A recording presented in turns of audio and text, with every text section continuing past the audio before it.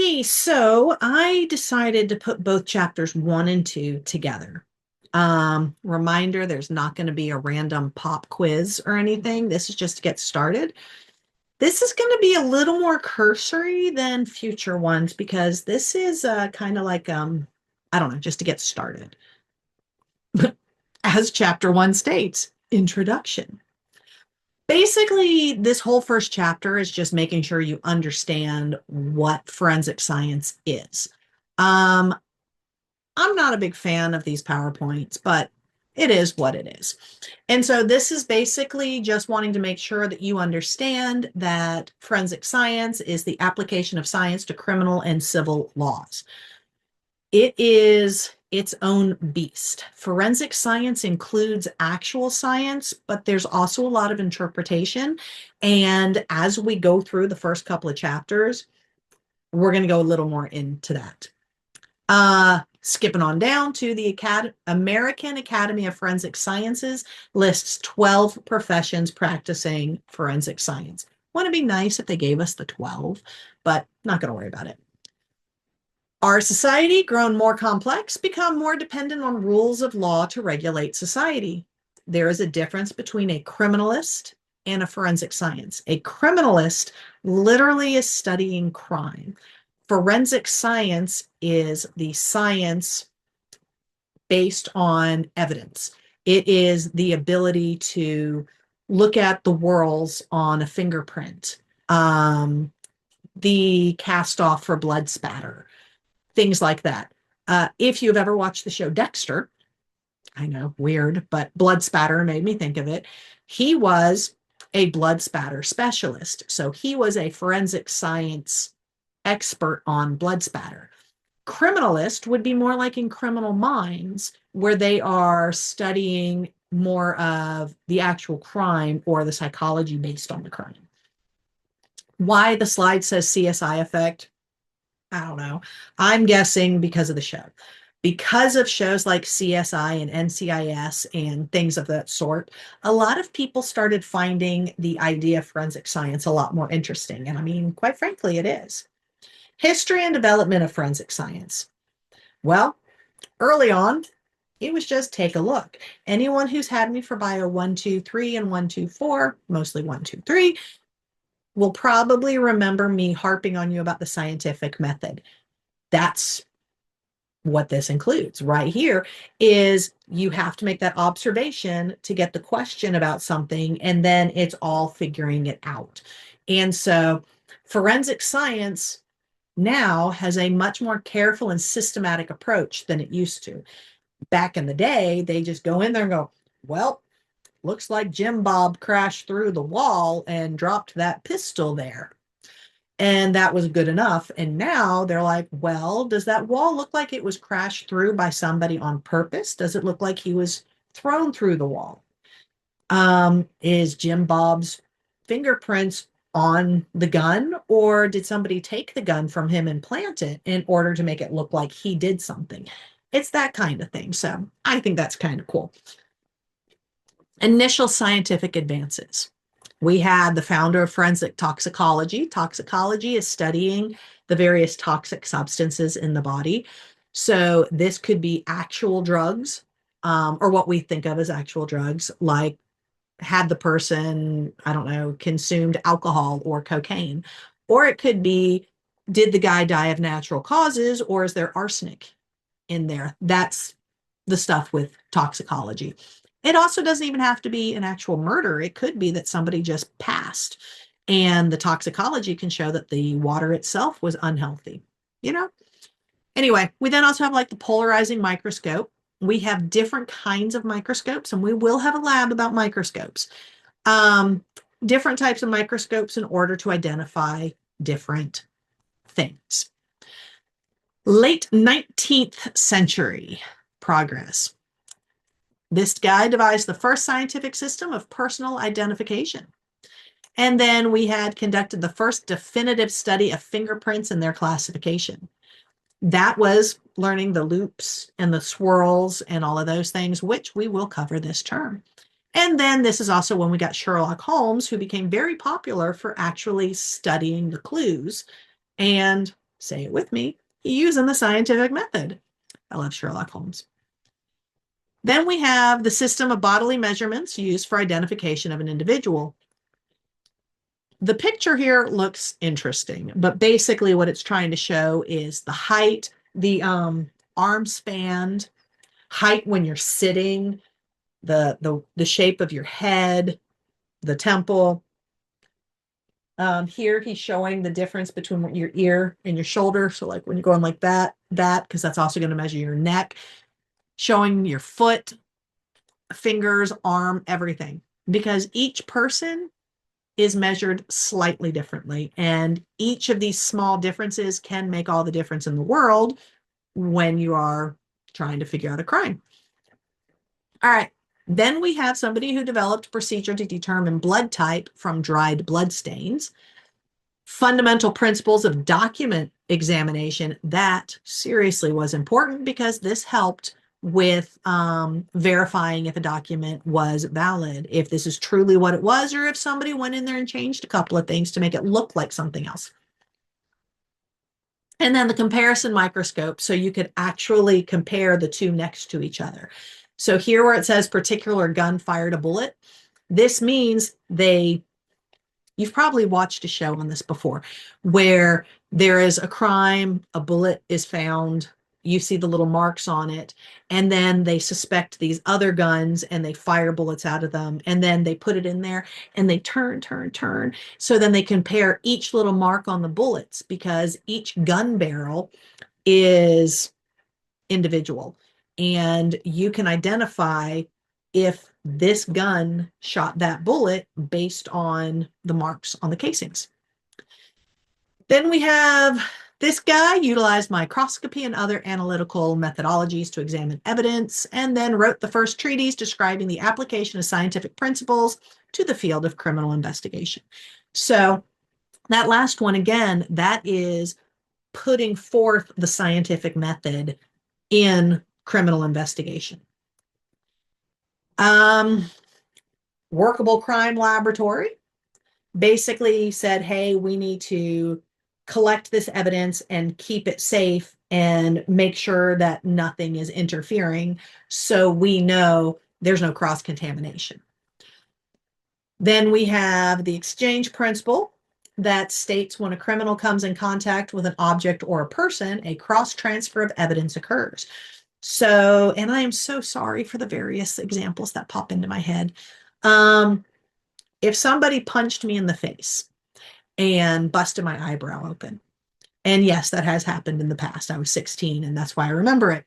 Eyebrow bust open, just poof. I had a mark right where the knuckle hit, but then he had a mark, he had my blood on his knuckle. And so that's kind of what they mean, cross transfer of evidence. Firearm examinations through comparison, which we just talked about. Computer technology, the more advanced computers get, the more advanced our abilities get. But within reason, because you have to understand it. And so better understanding computers and what they can do and their limitations are all involved here. We have chromatography, spectrophometry, and electrophoresis. All of these are different ways to do evidence or check for chemicals and whatnot.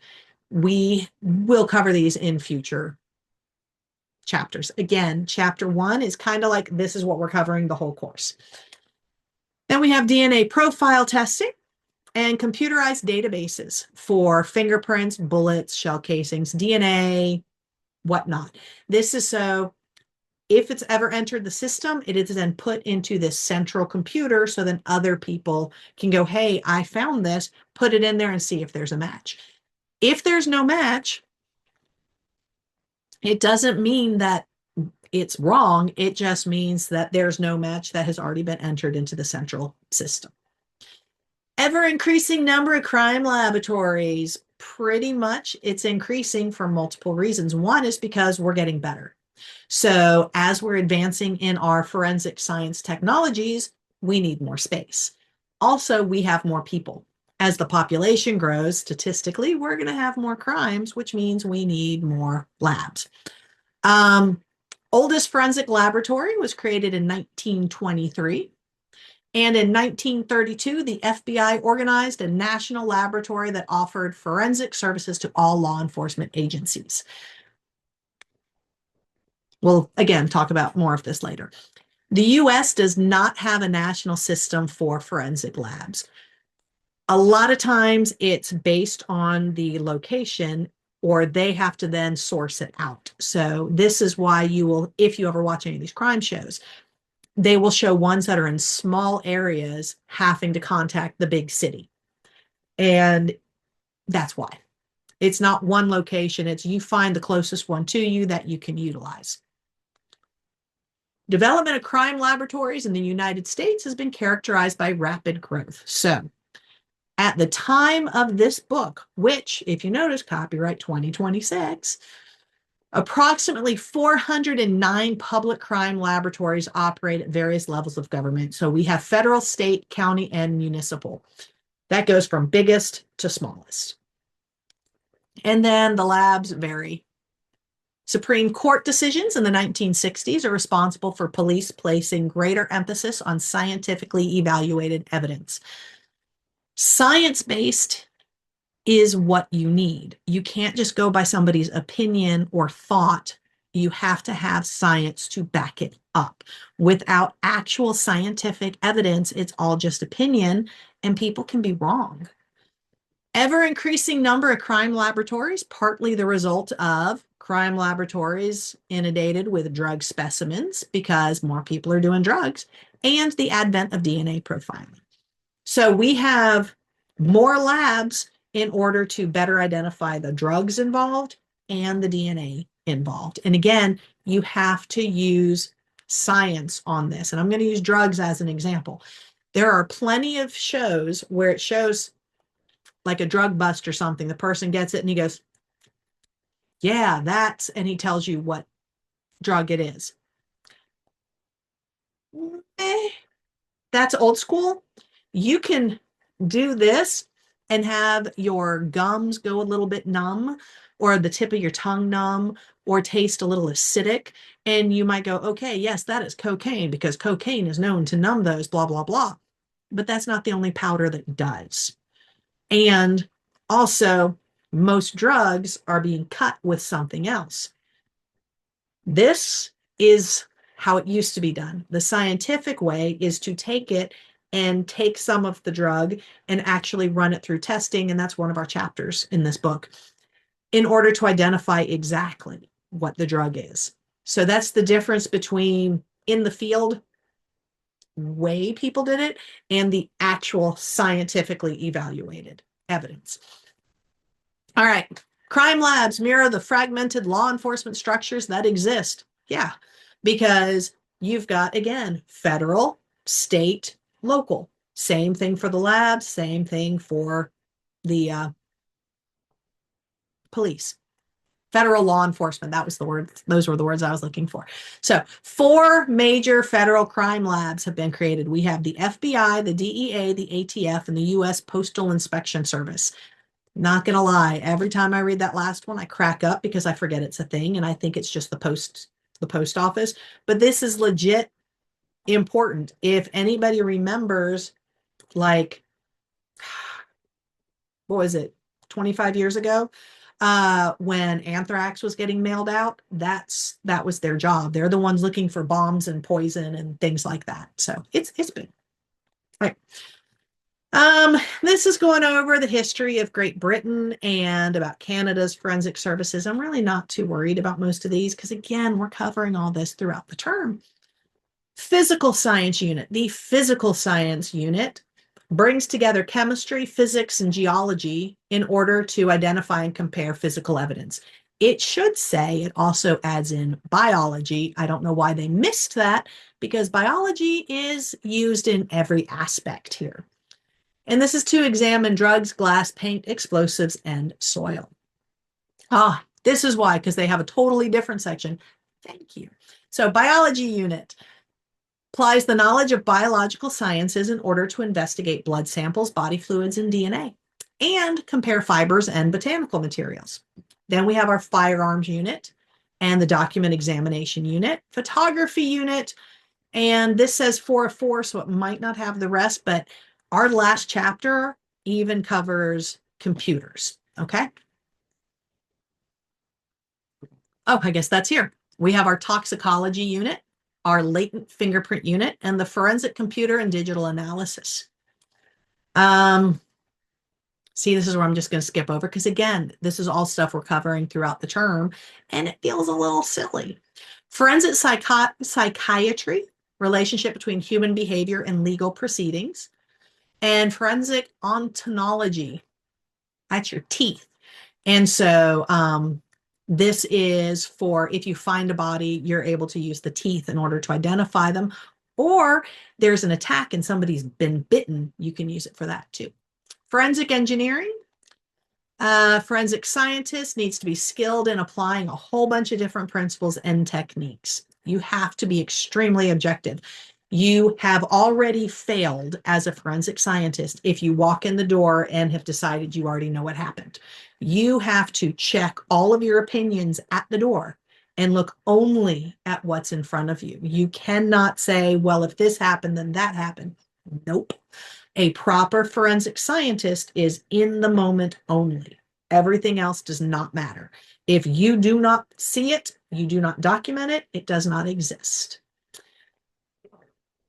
Importance of physical evidence. Physical evidence must undergo scientific inquiry. Again, here's that scientific method.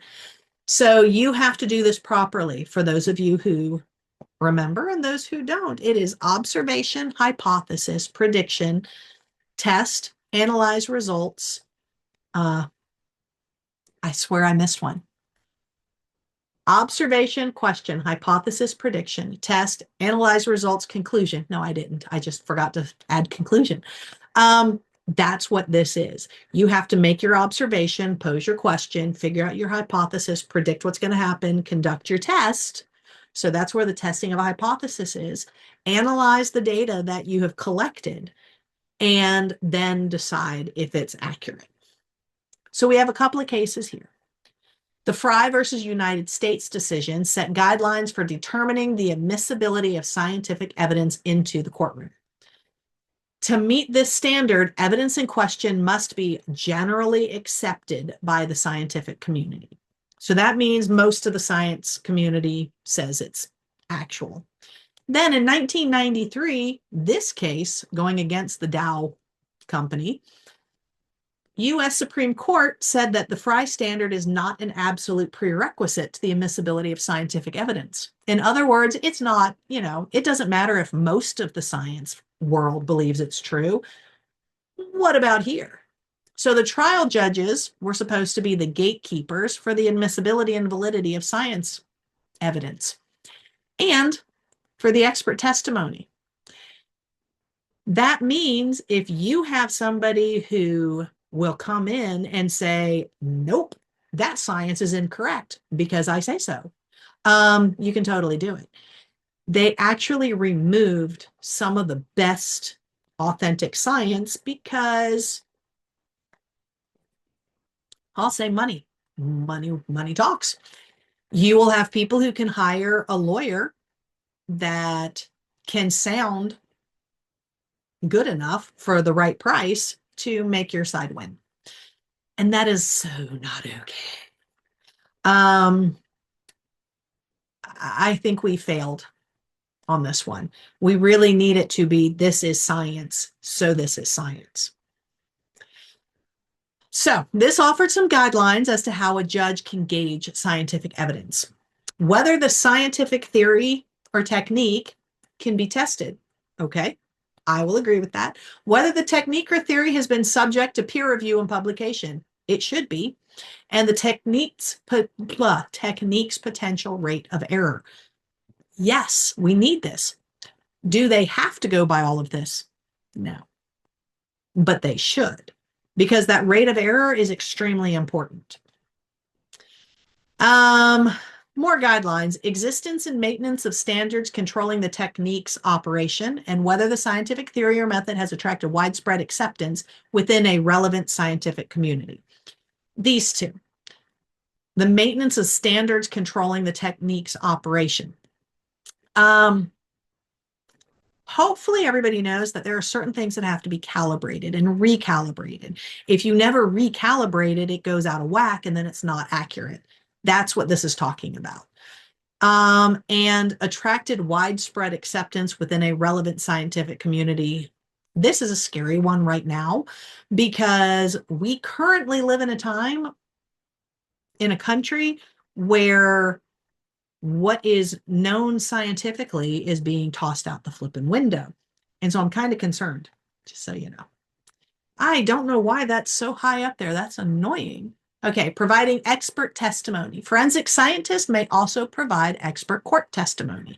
The expert witness is an individual that the court has decided does have enough knowledge that's relevant, as in you know more than the average Joe. Expert witness may express their opinion as to the significance of their findings.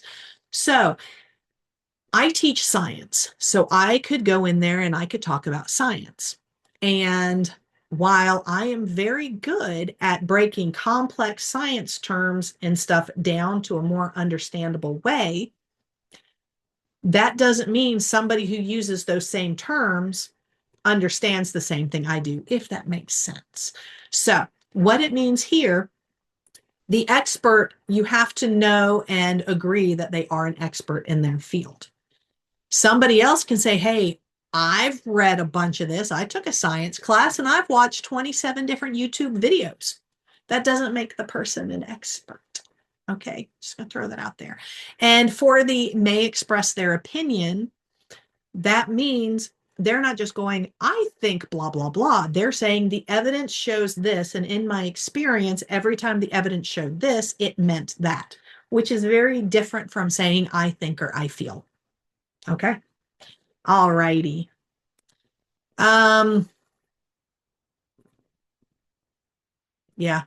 totally skipping over that because we're going to cover it.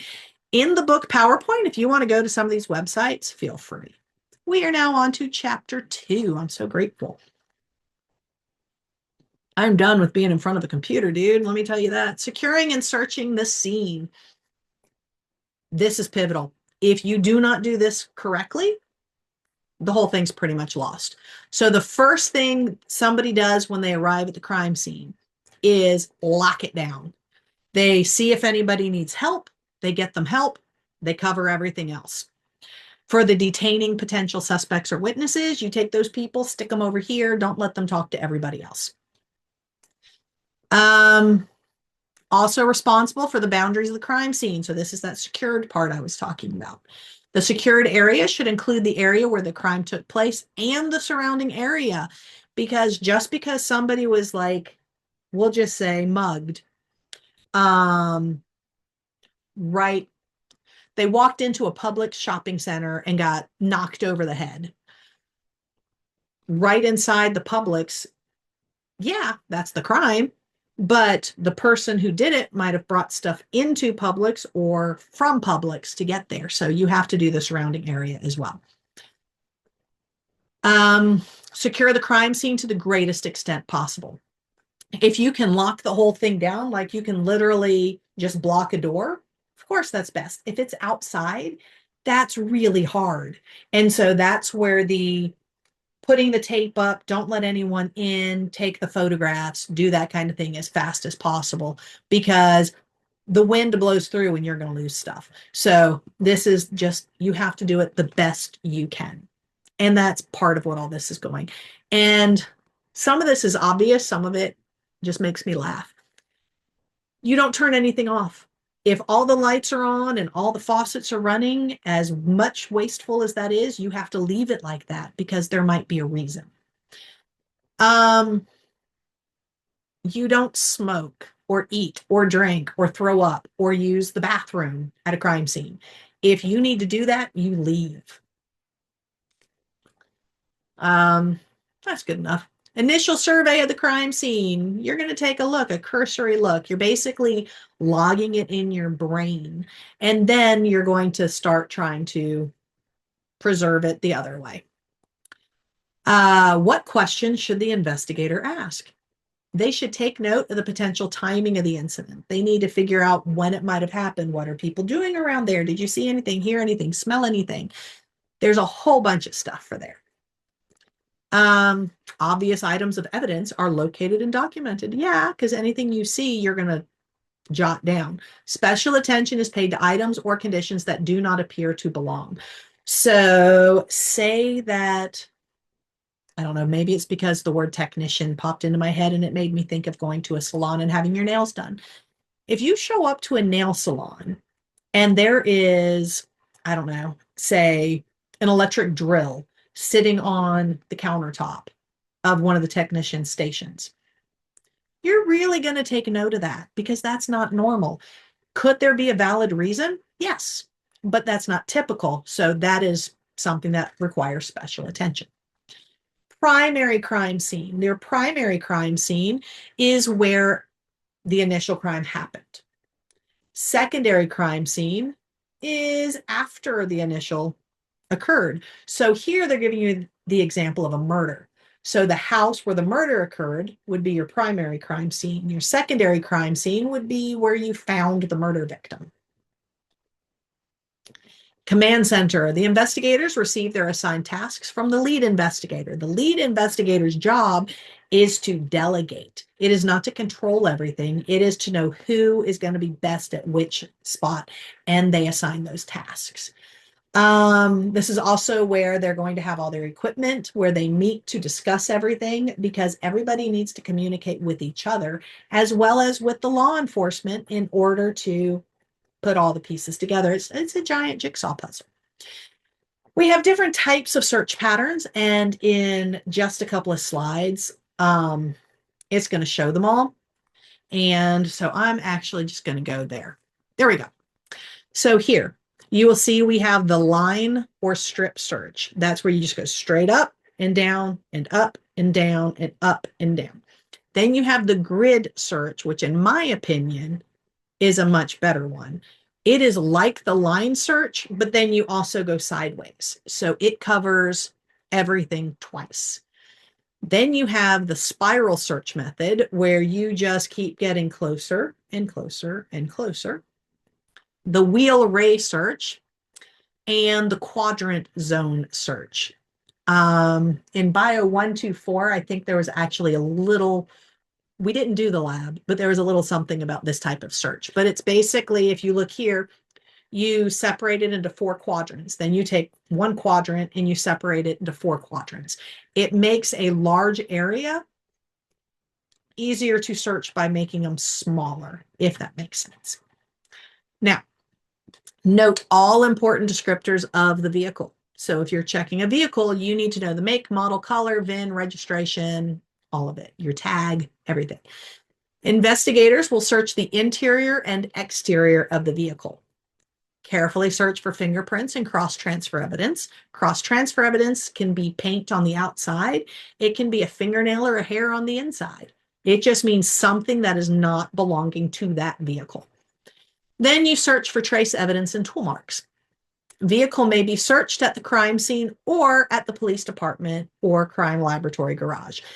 Typically, they will search, they do a cursory search at the location, and they do their best to check the tires and where it's positioned on the ground on location, because as soon as you move the car, anything pertaining to just those tires changes. So it's normally a combo of all this. Night searches. Investigators avoid carrying out outdoor or dark indoor crime scene searches at night.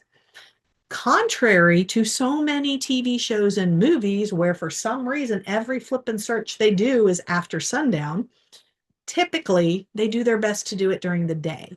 So if they can lock it down so nothing can affect it, they just come back the next day. If it is not possible to lock it down, then giant floodlights are put up there so it is as bright as day, because if it's not bright enough, you're likely going to miss something important. Almost done. Locating evidence. Experienced lead investigator decides when all pertinent physical evidence has been recorded and collected at the crime scene. Final survey is undertaken to visually review the scene and collect all evidence and equipment. Following the final survey, the crime scene is released to the proper authorities. This means you've got the team that goes through there, they collect everything, and the lead has to come back in there, double, triple, quadruple check. Very rarely is it going to be one and done. They're going to go back in there. Oh, did you do this? Did you do this? Did you do this? What about that? Oh, and then they're going to do that again. Then they start back at square one and go through it all again until they are satisfied everything has happened. Then they collect all their stuff, take a look, make sure they haven't made anything worse, make sure they've got everything, and then they say, here you go. And then the cops can let things go. And that could be either letting people back into an apartment or letting them get their car back. You never know. And finally, the skill of the scene investigators is paramount to successfully processing the scene. You have to be properly trained. However, experience is key. You will get all the training possible, and until you're actually doing it in the real world, you are still not properly trained. It is the difference between book smarts and life smarts. You have people who can tell you exactly what to do, but until you do it, you don't have it. I like to think of somebody who goes by a recipe in a cookbook versus a chef. The chef started with cookbooks and recipes, but then they learned all the tiny little parts. That is how they make such a different meal. You can give an incredible meal, the recipe, to a layperson who just follows directions, and they will come up with an adequate meal, but there's something extra that that chef does because of the experience. It's the same thing here. All the training sets you up to better learn when you get the experience. Yeah, and that's it for that. So that is chapter, trying to kill that part. That's chapters 1 and 2. And hopefully I didn't confuse you too much. I'm looking forward to seeing you on Monday. And in case I forget to say it later, I thought it would be fun to let you know that my cousin Francine actually used to be a police photographer, crime scene photographer for the GBI. And I thought that was cool. Who knows? Maybe I'll see if she wants to come in and talk to the class. But that's it. And peace out.